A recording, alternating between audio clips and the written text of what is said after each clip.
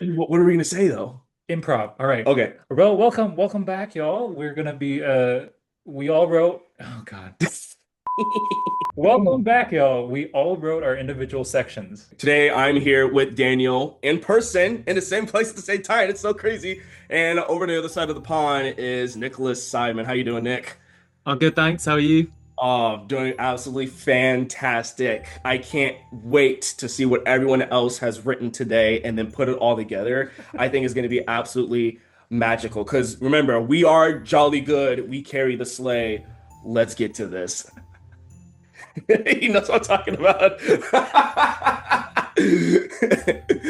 So, just to explain the kind of challenge, we were given, was it 6 or 7 instruments at random to compose an arrangement of Jingle Bells, just a single verse and a single chorus.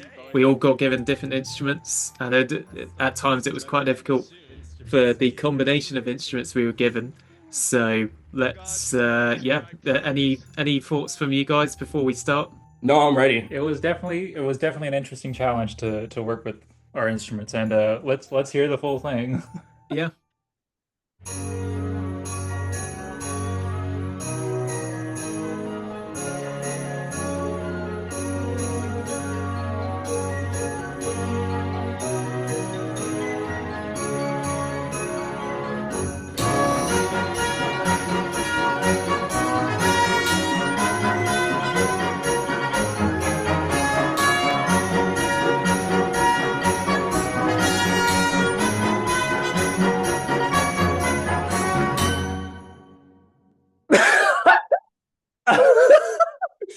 This came out a lot better than I expected. I'm not It, gonna it, lie. I think like all of us drawing from the same piano track really helped us keep a consistent idea. Yeah, could we play them individually? Yes, Yeah, let's start with we'll go top to bottom. Daniel, you okay, go all right. first.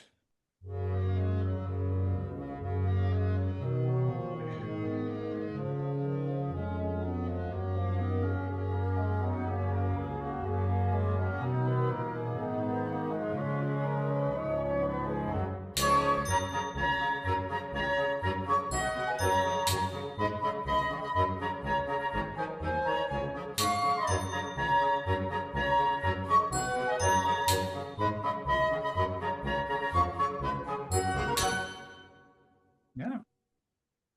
Yeah, it's very at the start. It's very contrapuntal. A lot of counterpoint going on. Mm.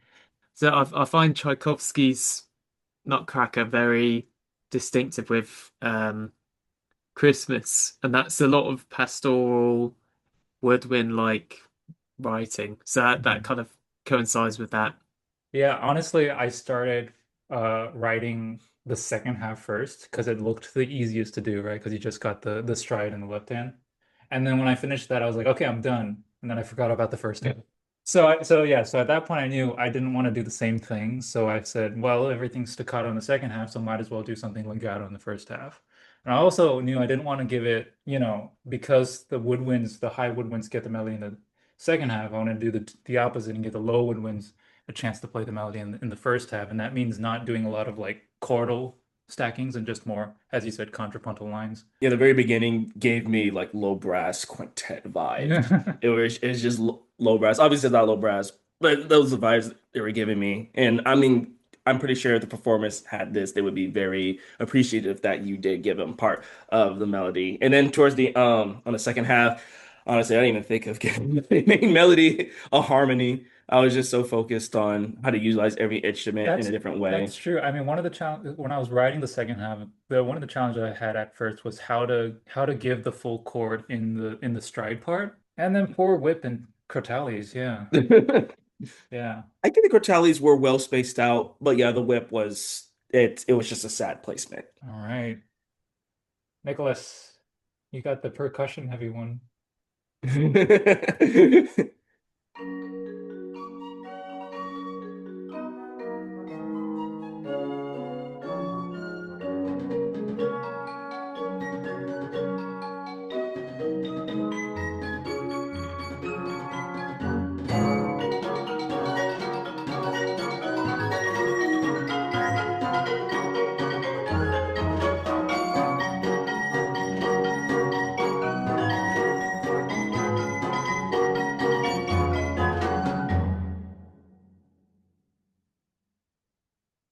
Really nice, really nice. Yeah, I didn't like this ensemble, but you get what you're given, and yeah, it's mainly the tom toms are just like not appropriate at all. How did you So I approach didn't know that? where to put those at all. But like, yeah, I'd spaced out the melody and added some counter melodies in the first half. The second half, yeah, it's a lot easier to do because it's more of a tutty kind of all the melodic instruments can just play that, and then you add some counterpoint, counter melodies and that kind of thing. But yeah, the first half was very, especially quite difficult. It's great. This is a great arrangement based on what you were given. But the second half really started to sound like if you just put a bunch of kids' toys together and they try to make an ensemble, which is like the mu small kids musical instruments you would find in like elementary music class, like that kind of thing. It was well put together, like I said. But yeah, you really got the short end of the stick when it comes to being very heavy. But he did Yeah. it. The only bass instruments I had, or kind of te tenor bass instruments I had was trombone and marimba. You And also have yeah, the it harp was, left hand, right? oh yeah, I guess Yeah. so. But yeah, I kind of sparingly used it. Kind of like what Nico was saying. I think if you give this like some different sound, use some different sound libraries, you can kind of get like this nice like children's CD collection of Christmas tunes. I think it'll work really well. Sounds I, very great. I totally agree with that. This could definitely be something you hear in like a children's TV show. You need to like hit up BBC or something. Okay, are we ready?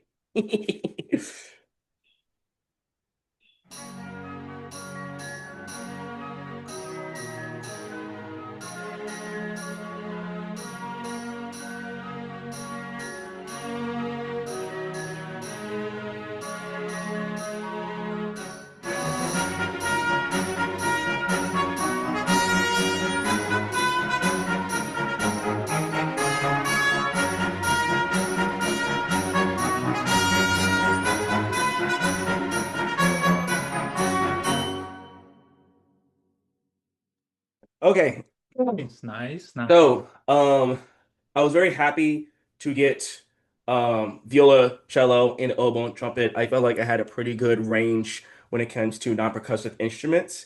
For the beginning, I really wanted to really have a contrast of that call and answer with the oboe and Celeste, have that shimmer, really make it like, I was pulling from the vibe of me being a kid and being in one of those like Christmas events, like a park or like this the city's holding, and they have that music going, and it's just all like, and this is back when I were living in places that actually snowed. So they have the magical atmosphere, all the Christmas lights. That's really inspiration I pulled from here. For the second half, sometimes I keep falling in the trap. Like I've heard somewhere that like trumpet and oboe are really good at coloring each other, so I keep falling to the trap of just making them unison all the dang time. Hmm. Like I said earlier, Daniel's version, he had harmony with the melody. I really didn't think about that much. I was kind of just going straight up that piano part that Nicholas provided for us. Um, and I just had hard cellos, violas doing the tremolo eight, the eighth notes, and kind of have the Celeste kind of have to fill in. So the first half with the instruments I had was really easy. The second half was a little harder for me to put together, but I was really happy with it. A lot of shimmer, especially with the tambourine, basically just coloring the sleigh bells when they are added. And yeah, it was a lot of fun. You went up too. I did go up. I just felt like it was natural for like Jingle Bells to go up. Interesting. Yeah. I mean, honestly, I don't blame Nicholas for his arrangement because it was so percussive heavy. Going up, which is going down, made it more interesting. That's for No, sure. I mean I think that's one of the cool things about like Balanced quite well. what we thought and how we thought in similar but also different ways is really, really cool Hmm to see at the same time. I'm quite jealous you got nice instruments. You know. But yeah, you've used your strings well because holding notes is what strings do best. Yeah. We've all done kind of an instinctive intro rhythm with the kind of in your Celesta hmm the rhythms between them, and I think in the like the full instrument piece, it works quite well. Okay, so something I just wanted to go ahead and real quick just look at all the similarities between our things. So there's one measure you had the piccolo do the you did a call and effect, Nicholas, with your xylophone and piccolo, and I thought it was very interesting that I was at the same time I was doing call and answer with the oboe and Celeste, and so the piccolo and Celeste actually like teamed up for one measure, and I thought that was really cool. Yeah. So last time we forgot to do an outro. Oh, well, So this time we should do an outro. okay. Thanks for watching our video. We're gonna have all their individual stems on each individual's channel, so please visit our channels to go check those out. No guarantees, but we're probably gonna do another project collaboration between me, Daniel, and Nick over there. So stay tuned, because we got more interesting content coming your way. Wouldn't you say so, Daniel? Yeah, we really enjoyed doing this. So if you want to see more of us collaborating, please definitely let us know, and it'll, encourage us to actually do that. Like, comment, and subscribe. I've always wanted to say that. This is my first time ever saying that.